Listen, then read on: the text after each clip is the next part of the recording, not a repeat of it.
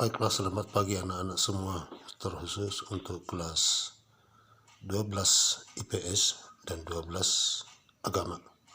Kali ini kita ketemu di dalam sistem pembelajaran kita dengan sistem daring.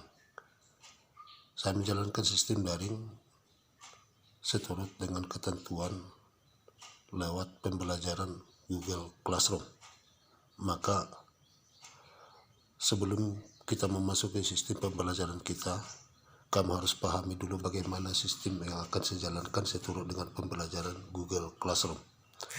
Nanti hal-hal yang perlu yang Anda pahami adalah yang pertama, kamu harus mempersiapkan catatan kamu, dan setelah itu kamu cermati, kamu ikuti video berikut. Yang kedua, ketentuan dalam sistem daring, di sana ada deskripsi, baca, pahami deskripsi sesuai dengan yang saya buatkan nanti di dalam deskripsi dimaksud. Yang ketiga, ketepatan waktu di dalam pengumpulan hasil kerja kamu adalah merupakan satu penilaian utama bagi saya. Artinya di situ apa? Jika kamu lebih cepat mengerjakan pekerjaan kamu, berarti kamu di situ adalah memiliki nilai plus. Kedua, apabila kamu terlambat dalam pengumpulan nilai ataupun pengumpulan daripada tugas kamu, maka kamu akan diberi sanksi pengurangan nilai. Jika kamu tepat waktu, maka saya menilai itu adalah secara objektif. Nah, jadi ini perlu Anda pahami supaya kamu benar-benar serius dalam mengikuti sistem pembelajaran kita untuk sejarah Indonesia dan juga sejarah peminatan. Kali ini kita masuk ke dalam sejarah Indonesia, ya, untuk kelas 12 IPS dengan kelas 12 IPA. Model mengajar saya adalah sama seperti pembelajaran kita dalam tatap muka di kelas, sekalipun untuk kelas 12 agama kemarin itu saya tidak masuk, tapi di kelas 12 IPS ini pertemuan kita kedua untuk tahun kedua, yakni di kelas 12. Nah, untuk selanjutnya sekali lagi saya instruksikan, kerjakan, pahami, cermati, pedomani ketentuan-ketentuan yang saya sebutkan tadi dalam sistem pembelajaran classroom. Selamat mengikuti pembelajaran kita. Kepada anak-anak untuk kelas 12 agama dengan kelas 12 IPS, kita masuk dalam sejarah Indonesia bab pertama, ya. Dalam bab pertama, masa awal kemerdekaan Indonesia. Bagian A, peristiwa sekitar proklamasi kemerdekaan. Ya. Masa perjuangan awal kemerdekaan Indonesia berawal sejak kedatangan daripada Jepang di Indonesia dari 8 Maret 1942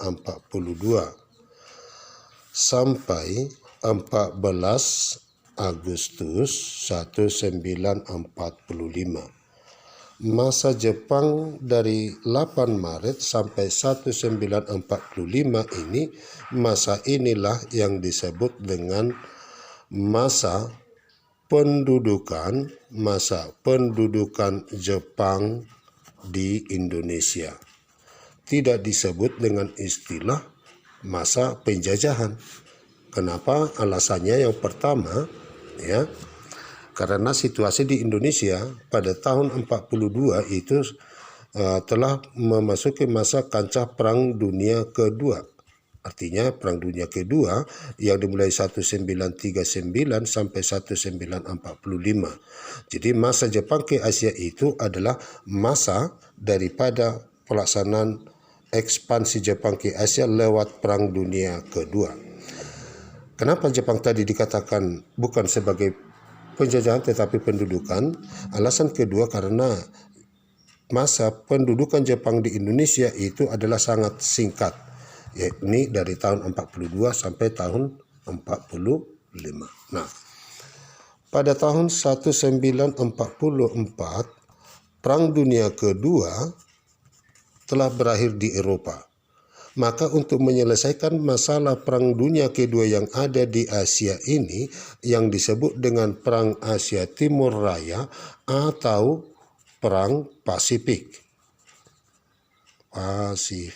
Artinya, kalau Perang Asia Timur Raya atau Perang Pasifik itu adalah perang Jepang yang ada di Asia masa Perang Dunia Kedua.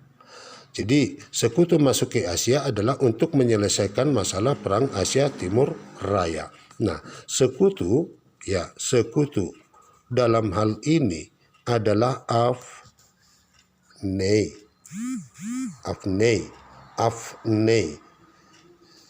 AFNI ini penggabungan daripada tentara-tentara sekutu dan dengan tentara Inggris, ya, tentara Inggris. Jadi ada di dalamnya tentara sekutu dan ada di dalamnya tentara Inggris, maka dalam satuan itu disebutlah itu dengan AFNI, yang tugas utamanya adalah menyelesaikan masalah Perang Dunia Kedua, dalam hal ini Perang Asia Timur Raya. Ya. Pada 14 Agustus 1945 bahwa Jepang itu telah menyerah kepada sekutu tanpa menyerah kepada sekutu tanpa syarat. Jadi tidak punya syarat. Masa penyerahan Jepang itu kepada sekutu. Nah, akan tetapi bahwa sekutu itu menugaskan kepada Jepang untuk mempertahankan Indonesia dalam status quo. Status quo. Jadi ini tugas Jepang utama di Indonesia. Di saat penyerahan Jepang itu kepada sekutu tanggal 14 Agustus 1945, maka Jepang itu oleh sekutu ditugaskan untuk mempertahankan Indonesia dalam status quo. Mempertahankan, yang dimaksud dengan mempertahankan status quo itu adalah mempertahankan Indonesia sebagaimana adanya. Artinya amanlah pokoknya, tidak ada istilah perang lagi antara Indonesia ataupun tindak ketikan Jepang kepada Indonesia, itu tidak diperbolehkan. Nah, ketika situasinya aman, tidak ada masalah antara Jepang terhadap Indonesia, maka status itulah yang disebut dengan status quo. Bisa dipahami kan? Baik. Nah, Jepang telah mengetahui ada tanda-tanda kekalahan oleh Jepang itu terhadap sekutu di tahun di awal tahun 1945. Maka oleh Jepang melalui daripada bala pimpinan tentara Jepang di Asia, bala pimpinan tentara Jepang di Asia dalam hal ini adalah terkhusus untuk Pulau Jawa, terkhusus untuk Pulau Jawa, yakni Jenderal Kumakichi Harada. Inilah nama Jepang itu sebagai pimpinan bala tentara Jepang untuk Asia. Namanya Kumakichi Harada, atau nama lengkapnya itu Saiko Shikikan Komakichi Harada. Saiko Shikikan Komakichi Harada. Jadi populernya itu bernama Komakichi Harada. Nah, Komakichi Harada menginstruksikan kepada tokoh-tokoh Indonesia, tokoh-tokoh yang ada di Indonesia, tokoh-tokoh pergerakan negara Indonesia, untuk dibentuknya sebuah badan yang namanya BPUPKI.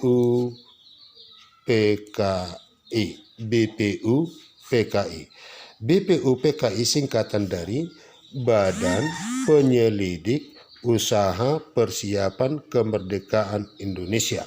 Nah, tujuannya dibentuk adalah untuk menyelidiki hal-hal penting yang menyangkut kemerdekaan Indonesia.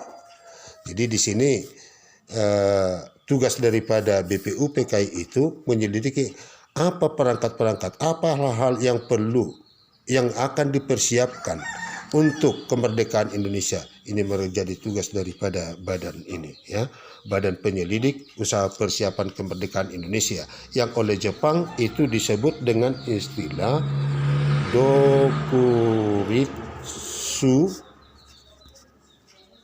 Jumbi Kosakai. Dokuritsu Jumbi Kosakai. Dokuritsu Jumbi Kosakai. Ya. Nah, sebagai badan itu berarti memiliki struktur. Ada kepengurusannya di dalamnya. Nah,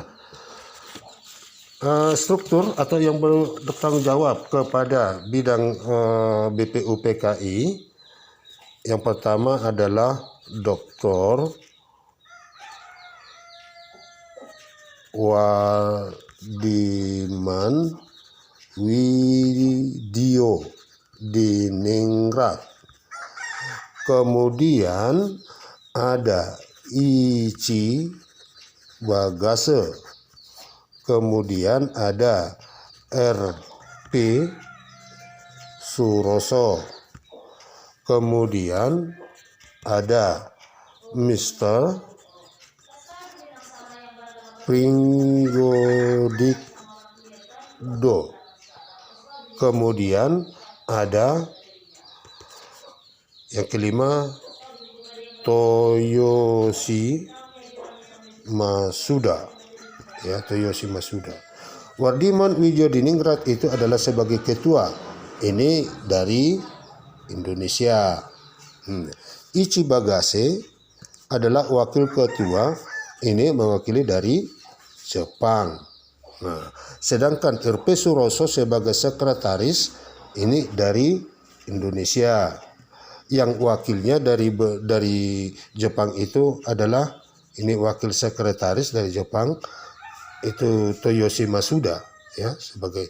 Nah, ini Mr. Pringgodikdo sebagai anggota.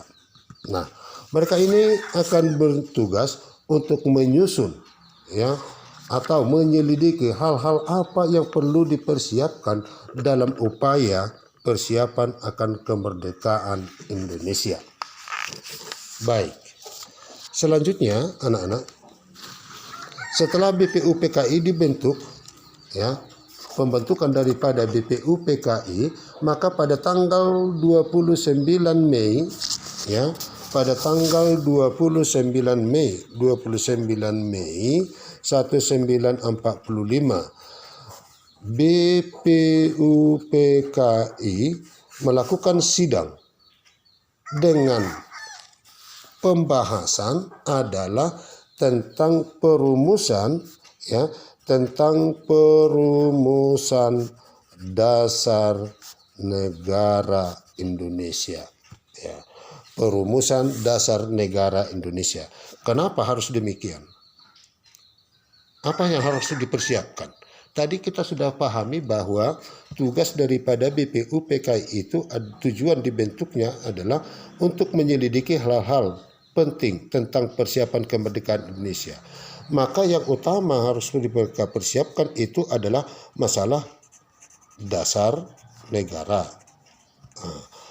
Ya, kita sudah pahami barangkali itu tentang terbentuknya negara, ya, harus ada wilayah, harus ada penduduk yang menempati wilayah tersebut, kemudian ada kelengkapan negara, kemudian ada pengakuan dari negara lain. Singkatnya, itu didasarkan kepada syarat deklaratif dan syarat konstitutif. Jadi dari keempat itu tadi, ya, ada dibagi atas dua bagian, syarat deklaratif dan syarat konstitutif. Nah, dan kembali kita kepada tugas daripada BPUPKI. Di dalam sidang BPUPKI, sidang pertama itu adalah perumusan tentang dasar negara Indonesia. Muncullah ide-ide dalam sidang BPUPKI yang dalam merumuskan dasar negara. Yang pertama adalah Mr. Muhammad Yamin.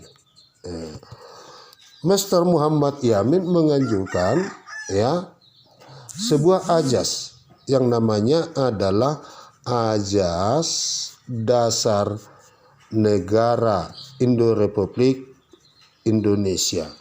Ajas Dasar Negara Republik Indonesia. Tidak disebut masih dalam istilah perumusan akan dasar negara. Dia hanya mengusulkan Ajas Dasar Negara Republik Indonesia itu yang menurut daripada Mr. Muhammad Yamin, yang pertama adalah ada peri kebangsaan, yang kedua peri kemanusiaan, yang ketiga adalah peri ketuhanan, yang keempat adalah peri kerakyatan, yang kelima adalah kesejahteraan Indonesia atau kesejahteraan rakyat, rakyat Indonesia. Nah, 5 ajas dasar ini yang diajukan oleh Mr. Muhammad Yamin. Yang pertama tadi adalah peri kebangsaan, peri kemanusiaan, peri ketuhanan, peri kerakyatan, kemudian kesejahteraan rakyat Indonesia. 5 ajas. Sama halnya yang juga daripada Profesor Dr. Supomo, Profesor Dr. Supomo. Kemudian juga ada rumusan dasar negara itu menurut daripada Insinyur Soekarno, dan ada juga yang terakhir adalah menurut Piagam Jakarta atau Jakarta Charter. Ini yang dihasilkan dalam Piagam Jakarta itu yang bersidang pada 22 Juni oleh Panitia 9, oleh Panitia 9. Kenapa disebut Panitia 9?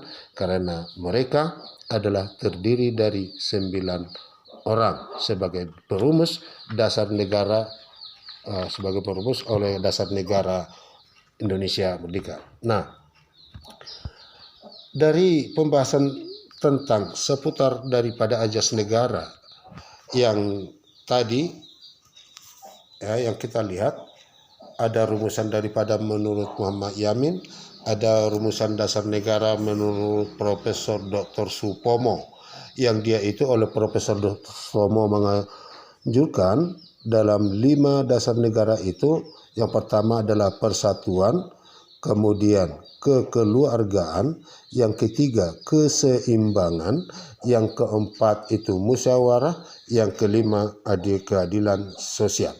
Nah, yang menurut daripada Insinyur Soekarno, yang menurut daripada Insinyur Soekarno yang mengajukan tentang kebangsaan Indonesia, kemudian internasionalisme atau peri kemanusiaan, mufakat dan demokrasi, kesejahteraan sosial, dan ketuhanan yang Maha Esa, tetap mengajukan akan 5 dasar negara.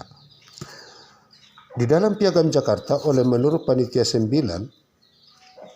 sedikit ada perbedaannya, tetap itu 5 dasar, hanya bedanya di sana, pada sila pertamanya menurut dasar negara yang secara otentik yang terdapat di dalam Undang-Undang Dasar. Bedanya hanya pada sila pertama itu, di dalam sila pertama menurut Piagam Jakarta dikatakan ketuhanan dengan kewajiban menjalankan syariat Islam bagi para pemeluknya. Itu sila pertamanya. Yang sila keduanya, kemanusiaan yang adil dan beradab, ketiga persatuan Indonesia, keempat kerakyatan dan seterusnya, yang kelima keadilan sosial dan seterusnya. Artinya sama dalam penulisan Pancasila secara otentik yang terdapat di dalam Undang-Undang Dasar 45 pada alinea keempat, sama isinya. Hanya saja perbedaannya adalah hanya pada sila pertamanya. Sila pertama di dalam Piagam Jakarta menyebutkan ketuhanan dengan menjalankan syarat Islam bagi para pemeluk-pemeluknya. Sila pertama dalam Pancasila sebagai yang terdapat di dalam pembukaan Undang-Undang Dasar 45 Linia keempat adalah ketuhanan yang Maha Esa. Itu saja perbedaannya ya. Nah, demikian yang bisa kita sampaikan pada hari ini, dan selanjutnya kerjakan soal-soal berikut. Pertama,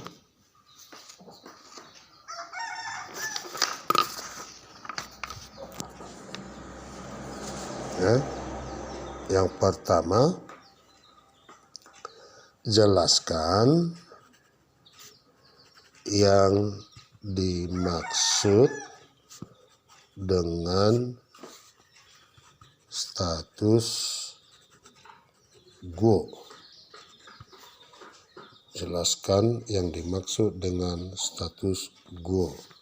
Yang kedua, jelaskan rumusan dasar negara ya, menurut Muhammad Yamin, menurut Profesor Dr. Supomo, menurut Insinyur Soekarno. Yang ketiga, apa tugas, saya ulangi, apa tujuan ya, apa tujuan Jepang membentuk BPUPKI? Apa tujuan Jepang itu membentuk BPUPKI? Nah, sebagaimana dari pembukaan awal saya katakan tadi ya, penjabaran daripada materi ini kamu catat ulang kembali di dalam buku catatanmu. Kemudian setelah itu kerjakan soal-soal yang saya buatkan ini. Selanjutnya Anda kirim di dalam Google Classroom dengan mengikuti ketentuan-ketentuan sebagaimana yang dimuat di dalam deskripsi nanti ya. Materi ini adalah sejarah Indonesia untuk kelas 12 agama dengan 12 IPS. Supaya dikerjakan, dan selamat pagi.